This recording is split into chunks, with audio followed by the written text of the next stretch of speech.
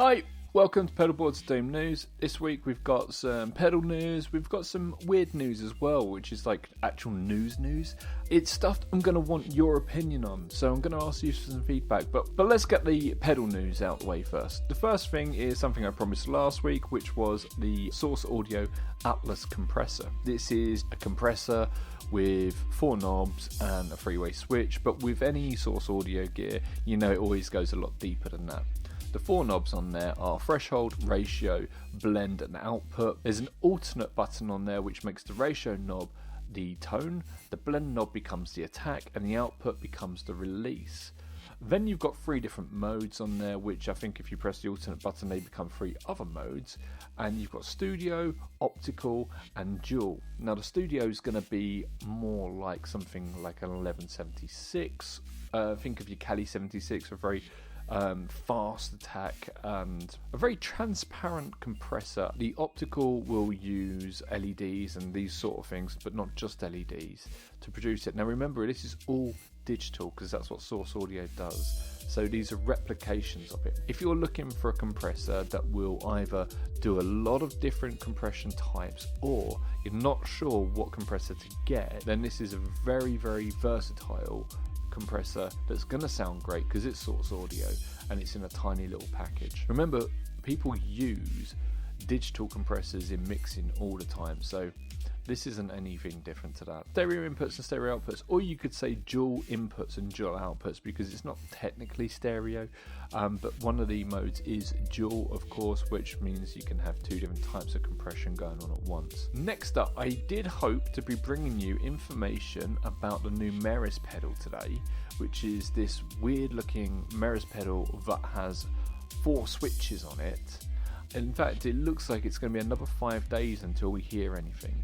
From the video, it might be an arpeggiator. God, I hope it is. Universal Audio. So this is just a rumour, but it's pretty cool. It looks like they've licensed some names, which are Dream 65, Woodrow 55 and Ruby 63. My speculation is that this is going to be some classic amps, some old Fenders. It could be some Marshall amps, it could be some Gibson amps, because Gibson had some amps around that time. From the I did a little bit of research on this to try and find out what it could have been, and amps around those sort of eras. Universal Audio do always make great things, so let's keep an eye on that and see where that goes. Now the first bit of news I'm going to want some feedback on you from is more of you informing me about what the hell this is. So NFTs, I don't really know much about them other than their pictures that are slightly unique. Might have 1 pixel out of place and that belongs to you and you can sell it off later. A bit like art, except not. Fender have now filed trademarks for NFTs. Gibson did this earlier in the year. Why? What is it? Is it a quick way of making a buck? I don't know. Just tell me. I don't know anything about this. Cort have purchased Digitech. We haven't seen much coming out from Digitech and DoD for some time. Cort, who are a massive guitar company in Korea. They make guitars for lots and lots of people. Yeah, they now own the rights to Digitech. Does this mean we're going to see a Whammy 6? What do you want to see? They're making some great stuff, like the Ricochet, the Drop, all these sort of things that they're very out of the box type pedals, and this makes me excited because this is what we need more of. Or what would you like to see reissued from maybe from DoD? You know, that could be quite exciting to see some reissues. And then we're going to finally talk about Chase Bliss. I'm not going to go into a lot of detail on this because Joel has made a fantastic video explaining their reasoning. What I will do is sum up. So Chase Bliss have decided to stop stocking their pedals in shops, so they will now sell direct from Chase Bliss to the consumer. So they will become a direct-to-consumer business model. They're not alone in this. A lot of manufacturers have done this as well. Their reasoning, however, is very interesting. The cost of components, as we all know, has been going up and it's harder to get. This means that they would have to put their prices up, but Chase Bliss pedals are already quite expensive and Joel didn't really want to do that. One of the things that cost manufacturers quite a lot of money is when they sell to a dealer, the dealer asks for them to be at a lower price so then they can then sell them and make a profit. which is how shops work. If he keeps doing that, he's going to have to put prices up. But by selling them direct, he doesn't have to cut that money out. So that money that he would be cutting out, he's now getting, which makes up for the extra cost of the components and stops him from having to put his prices up. For us, nothing really changes price-wise. It also means that because Chase Bliss pedals tend to sell out like very rapidly, those Chase Bliss pedals that are just sat on the shelves of shops that aren't selling them are now going to be available to you. Now there's another element of this. Shops do not want to buy pedals that are not going to sell, or that it's going to be difficult for them to explain from like just the average Joe salesman. The average guy who is working in a shop probably knows less about pedals than you do, which is difficult if someone goes into a shop who knows less than they do, and they're like, okay, so what is this habit pedal? If I have trouble explaining what the habit pedal is, they are not going to do a good job of it. You can have these pedals that the shops are saying, look, please don't make anything like that because we aren't going to be able to explain it. Chase Bliss are at a point in their process where they can make whatever they want and it will sell out. People will buy it because they know it's going to be good. There's a lot of arguments from players saying, oh, this isn't something you could gig with, Most people who are buying these aren't buying them to gig with, they're buying them to have fun at home. Or to be creative in the studio and make some great textures and create some great sounds.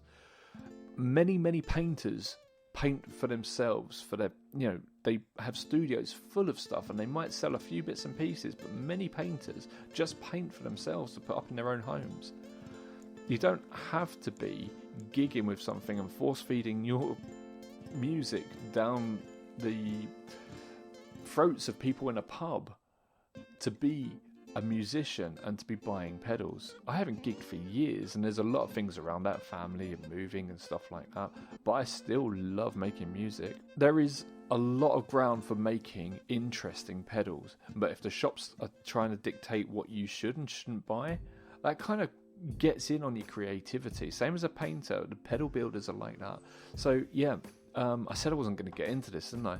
But that's kind of it. It means that they're in the words of Rage Against the Machine, they're taking the power back, and they are going to be able to produce some spectacular stuff. I'm very excited about this. Remember, they're not alone. They're just one of the biggest companies out there that have done this. And you expect to see more if the shops keep doing this. Now, from a shop's point of view, I completely understand their approach because they do not want stuff that they cannot explain. They do not want stuff that they're going to have to retrain their staff for in order for one new product, because it doesn't add up. The profit they'll make on it, they're losing for the retraining. And they are a shop, they are a business, so it makes perfect sense. I don't think this is any sort of attack on that approach, because businesses are businesses, but sometimes things just don't gel. There is one more thing that I forgot to mention, which is super, super, super cool. Chase Bliss are now going to pay half of the import taxes that countries like the United Kingdom are facing because of things like Brexit. So where countries are charging a huge import tax, Chase Bliss are actually going to pay half of that import tax for you. And that is super cool. That is really, really, really cool. What we've got today, we've got the Atlas compressor. Would you buy a digital compressor? The Meris pedal, what do you think it's going to be? The new universal audio pedals, will that be what we think it is? Will that be what I think it is? What the hell are NFTs? What do you expect to see coming from Cort and Chase Bliss? How does this affect you? I'll see you all next week. Take care. Bye-bye.